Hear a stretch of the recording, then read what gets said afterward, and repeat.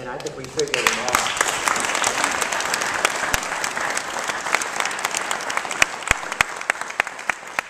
Now for the question.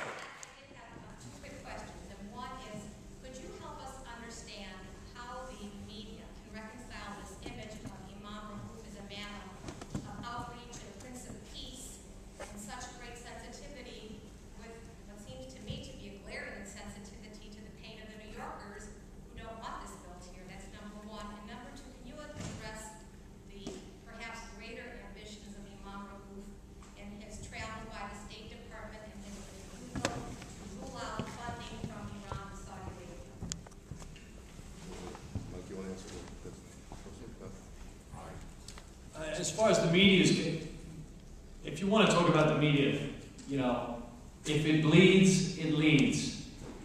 Okay, that's the way it goes. And the only way to get the media is you got to get out there and you got to make noise. You know, like I said, all of that stuff on the computer doesn't mean a thing until you get out there and, like Tim said, you start. I mean, look what just happened. We're 2 years into this administration. This guy came out like gangbusters, hard left. And what did we do? Out of nothing came this movement, the Tea Party. And it completely changed the entire nation. I mean, we set this guy, you set the President of the United States, who had his agenda, flat on his ass. He had the Tea Party. What the hell is the Tea Party? And I'll tell you what the Tea Party was. It was you guys. Okay? I was down in D.C. I made these trips. It was awesome. I met people that, after 2 minutes, I'd let them babysit my kids. They were beautiful people. There wasn't one fight, one bad word said. People were buying donuts and coffee for everybody. It was like this patriotic love fest. And once you get, and look at the attention the Tea Party gets, right? I mean, and I'm not saying it's all positive, but as I'm learning about the media, you know, no such thing as bad PR. That's true. You get out there and you get the word out, they'll start paying attention. And they'll start painting this man the way he should be painted. Anybody else like to add anything? I know, Nonie, maybe you can address this dual face of Imam Ralph. Yeah, well, just something about Islam, remember Rauf is just a tool, really. He is in the hands of the Islamic agenda coming out of the Middle East. He's trying to accomplish for him what the terrorists started. It's a continuation. The same people who have financed 9/11 through Osama bin Laden, through Al-Qaeda, through all these terror organizations that are absorbing millions and millions and hundreds, maybe billions of dollars from the Middle East oil money, which is not going to improve the lives of Muslims in the Middle East. This is a crime against humanity. All these oil money being spent in the West to Islamize us, and it's not feeding the starving Muslims in the Middle East. That can just tell you how important America is to conquer for the Muslims. They are spending their money while their people are starving right here to pay our politicians, to pay our universities, to pay our media. They own stocks in all our media outlets. We have been infected with the Islamic agenda, and we don't even know it. To me, it's very much like a Dracula bite that makes a person become like you, and they forget who they were before. I see it because I come from there.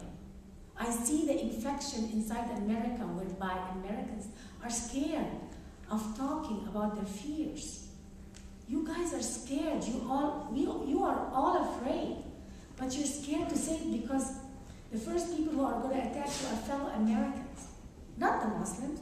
Fellow Americans in the media, in our politicians. They're going to call you names. They're going to shame you and put you down.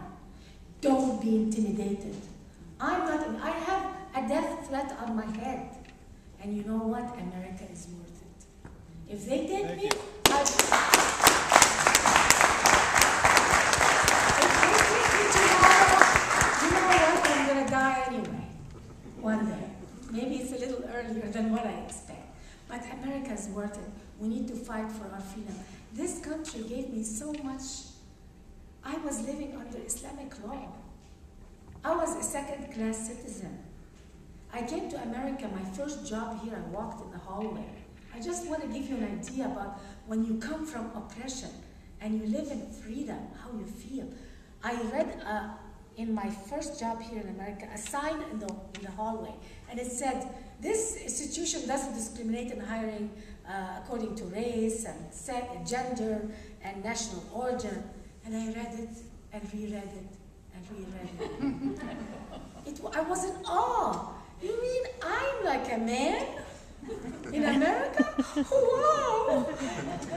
I'm equal to a man? Wow! And American people are walking in the hallway back and forth. Nobody's ever read it. They take it for granted. Fight for your liberty. Don't be intimidated. Because I see it because I come from there and I see the signs. I see the little bit by bit Egypt was a Christian nation in the 7th century. It didn't convert to this overnight. It took it perhaps centuries. But if you notice, since Islam moved to Egypt, Egypt has never saw its glory days again. Egypt, which was the leader of the world, became a third world country because of Islam. Protect your country, please.